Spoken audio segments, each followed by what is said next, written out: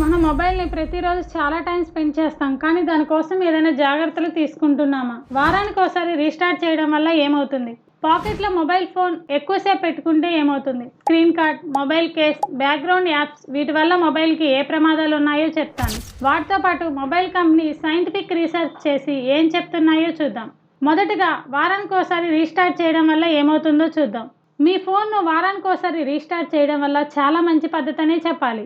ఎందుకంటే దీనివల్ల 5 ఉపయోగాలు ఉన్నాయి. Improved performance, memory management, enhance security, battery life, smooth operation. బ్యాక్గ్రౌండ్లో జరిగే అన్వాంటెడ్ డేటా రీస్టార్ట్ చేయడం వల్ల మొబైల్ ఫోన్ పర్ఫార్మెన్స్ ఇంప్రూవ్మెంట్ అవడమే కాదు, ఇది ర్యామ్ని బూస్ట్ చేసి మెమరీ ఆప్టిమైజ్ చేస్తూ సైబర్ అటాక్స్ అండ్ మాల్వేర్ను నివారించడానికి సెక్యూరిటీగా కూడా ఇంప్రూవ్ చేస్తుంది. కానీ యాప్స్ వల్ల బ్యాక్టీరియా లైఫ్ తొందరగా తగ్గిపోవడం గమనిస్తాం. వాటి పూర్తి బ్యాక్గ్రౌండ్లో క్లోజ్ చేసి మన మొబైల్లో ఉన్న చిన్న చిన్న బగ్స్ను కూడా సెట్ చేసి మొబైల్ని స్మూత్గా పనిచేయడానికి ఉపయోగపడుతుంది. దీని గురించి ఒక సింపుల్ కొటేషన్ ఏంటంటే, మన బ్రెయిన్కి నిద్ర ఎలా కావాలో అలాగే మొబైల్కి కూడా రీస్టార్ట్ కావాలి. మొబైల్ కేస్ ఎందుకు చేంజ్ చేయాలి? మన మొబైల్ కేస్ లేకుండా యూజ్ చేయం కదా, అలాంటి కేస్ మీద బ్యాక్టీరియా రోజు రోజుకి పెరుగుతుంది అని మీకు తెలుసా? ముఖ్యంగా రబ్బర్ కేసులో హీట్ ట్రాప్ అవడమే కాకుండా మన చేతుల మీద ఉన్న డస్ట్ కేసు మీద కూడా ఉంటుంది. దీనివల్ల మొబైల్కి పెద్ద డ్యామేజ్ జరుగుతుంది.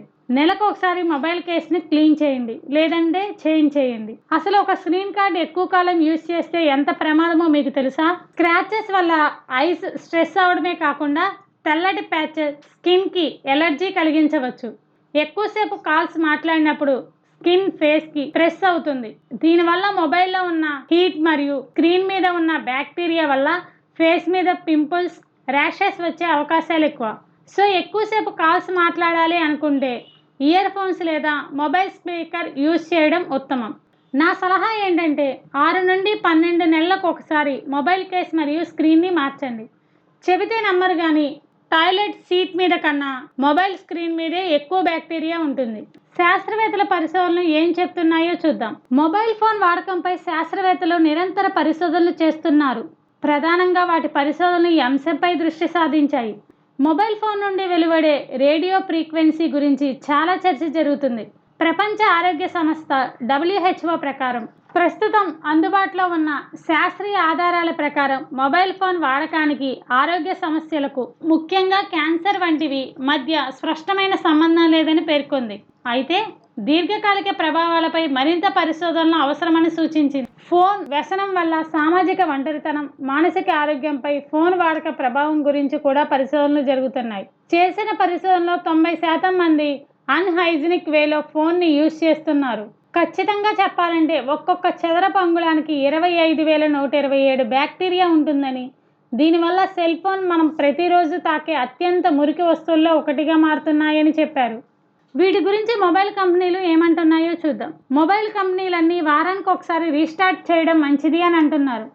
ఇంకా ట్రే ప్రాజెక్ట్ ప్రకారం అనాథరైజ్డ్ యాప్స్ నుండి రక్షించడానికి మొబైల్ కంపెనీలు బలమైన పాస్కోడ్లు, కష్టమైన పాస్వర్డ్లు లేదా బయోమెట్రిక్ లాక్లు, ఉదాహరణకు వేలిముద్రలు లేదా ముఖ గుర్తింపు వంటివి ఉపయోగించమని సలహా ఇస్తున్నాయి.